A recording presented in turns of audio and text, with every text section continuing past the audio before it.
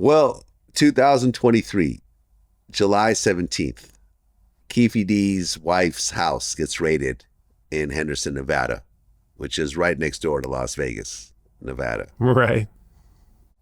The house gets searched. They don't really find anything. They find some guns or something, and they have nothing to do with anything.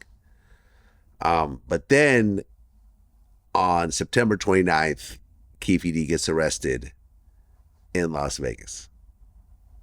When you heard about the arrest, what'd you think? I go, man, it's really about time. You know, because he's been talking about this for years and he's flaunting it right in their face. He's living in Henderson. He's living in Vegas. He's just flaunting it right in Vegas's and the DA's face. So if it wasn't for people like you, and I say Mike Dorsey because that guy was relentless. I don't know if you know, he's a producer and he did a lot of stuff helping, keep the pressure on Las Vegas, that they probably wouldn't have done anything because years went by. He was making these statements for years, right?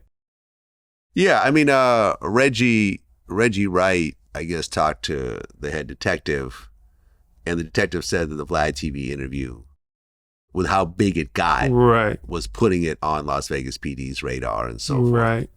You know what I'm saying? Well, he was arrested, but leading up to the arrest was a grand jury. Yes. In order to actually get the arrest warrant. You yourself were part of the grand jury? I was, yeah. So what did they ask you about? Well, it's public knowledge now, so I can talk about it, but I went over about all the Compton gangs, what it was like in Compton in the 80s and 90s, how I grew up, with these guys. I'm talking about Orlando and Keefe and Big Dre. I had to speak on every one of them. And I spoke on the mob Pyrus. Mm-hmm. So I told them about the Crips and the Bloods, and I had to explain all about, one wear red, one wear blue. I had to go from the very beginning, explain all that, and just what it was like being, their mentality about being in gang life in general. And then I provided the motive that was the chain for the Lakewood Mall, mm-hmm. the snatch on that, and then about being the shot caller and what revenge is all about. So, I mean, I had to testify on a lot of stuff that the jury needs to understand about what these guys are like, you know what I'm saying? Yeah. So. Well, that led to an arrest warrant. Keefe D got arrested. He was charged with murder. He pled not guilty. I guess they took the death penalty off the table. Yes. Early on. Originally, he couldn't afford a lawyer. Right. And he got a public defender.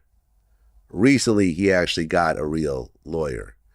And they gave him a bail of $750,000. Mm-hmm. But apparently, he can't come up with that type of money. So he's still sitting in jail right That's now. What I heard, yeah. I mean, in a situation like that, can a bail bondsman just put up the money and you give him 10%? Or do you have to secure that with like property and assets and so forth? I mean, there's bail bondsmen that will do that out there, but they're far and few between. Most of the time you have to put up a house, some sort of asset, to cover, their loss if you leave. But in his case, he's going to have an ankle monitor, and I can't see him leaving anywhere. So someone might do it. Okay. There was a rumor that he was attacked in jail. I'm not sure if it's true or not. I'm not sure. I heard that same rumor too. Right. And then there was a situation where he was talking to a son and he mentioned something called a green light, which is basically a hit. Right. Just if you green light somebody, that means that you're allowing them to get killed. Correct. In your own way. And they try to use that against him. But from what I understand, they were just talking about something else. You know what I'm talking about? Yeah, I do. I don't know. I listened to the whole bail hearing. I don't know if you did or not. I listened to both sides mm-hmm. or whatever, right? And that did come up. The prosecution's saying that, he's threatening my witness. We had to move him out. And then the other side saying, wait a second, if you really listen to this, he's not saying this. He's saying something totally different. Right. That's the impression I got. Right. And so it took about 30 minutes to hear both sides. But again, the prosecution, I don't know if you listened to that, the prosecution didn't even bring up, I hate to go back to Greg Cady, but he didn't even tell the grand jury about the proffer agreement. Why is that? And then the defense used it to help him get out of jail. So you see what I'm saying here?